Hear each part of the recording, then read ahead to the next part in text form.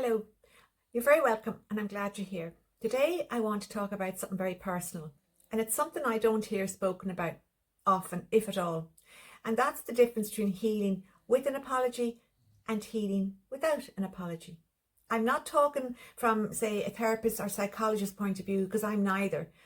I'm talking about this purely from my own experience, because I've experienced both, and the difference between the two has always stayed with me. I was in my late 30s and I was working with a therapist back then. And at that point in my life, I was trying to understand what had happened to me in my childhood and why certain things still hurt me so deeply. So my therapist suggested something that honestly terrified me at the time. They suggested that I ask for an apology from the two people who abused me in my childhood.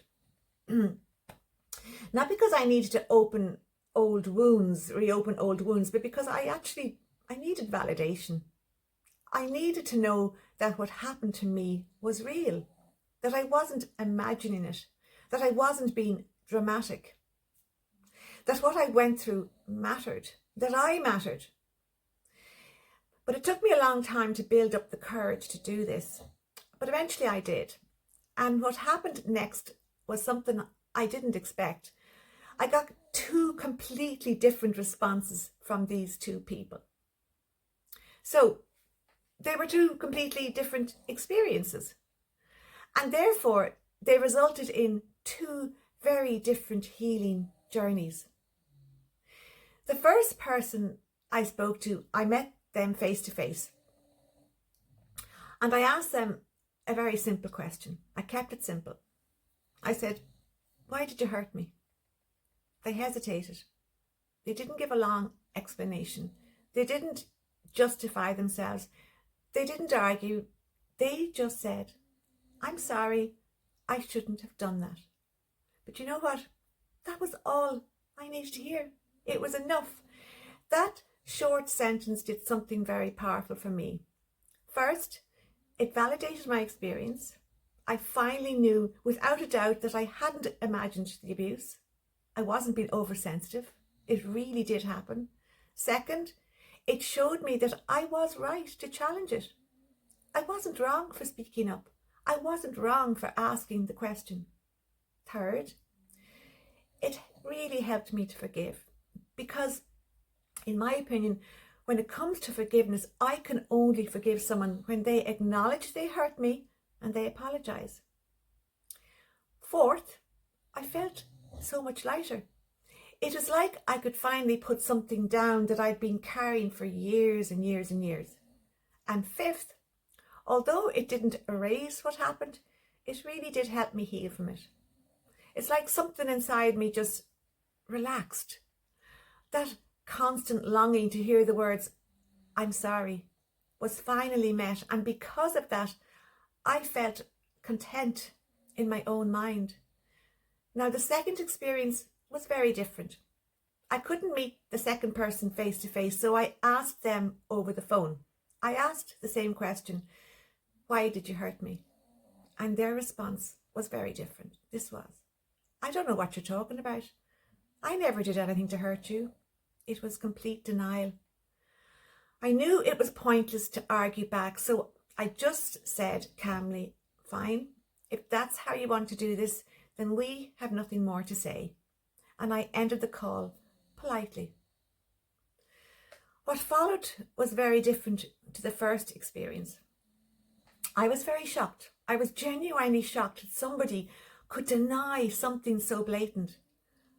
I remember feeling very empty. I felt defeated.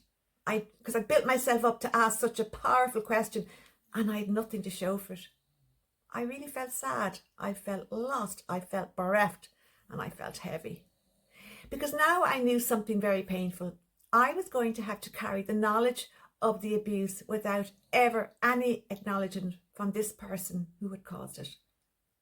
I had to accept that this person would never admit what they did.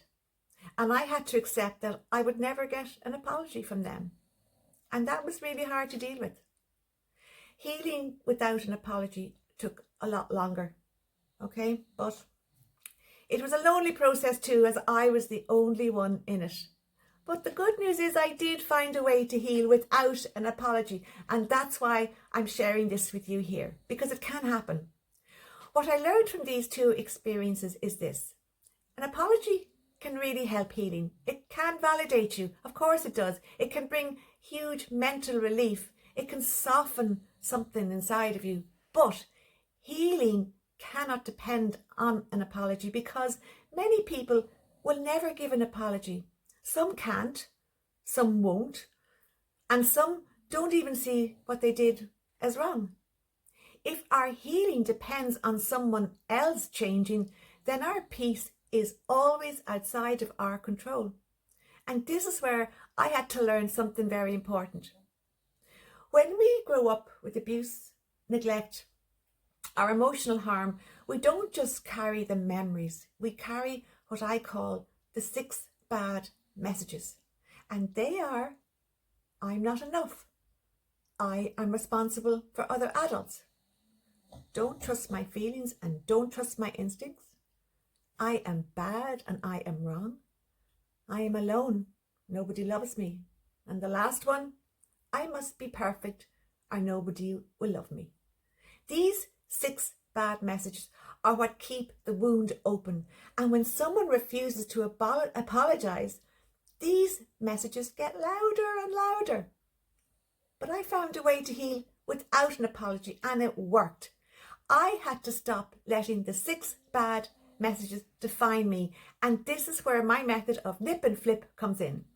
Because when we nip and flip the bad messages, we stop looking outside ourselves for validation. We begin to validate ourselves and build our own self-worth, develop our own self-confidence, release shame, and develop self-love.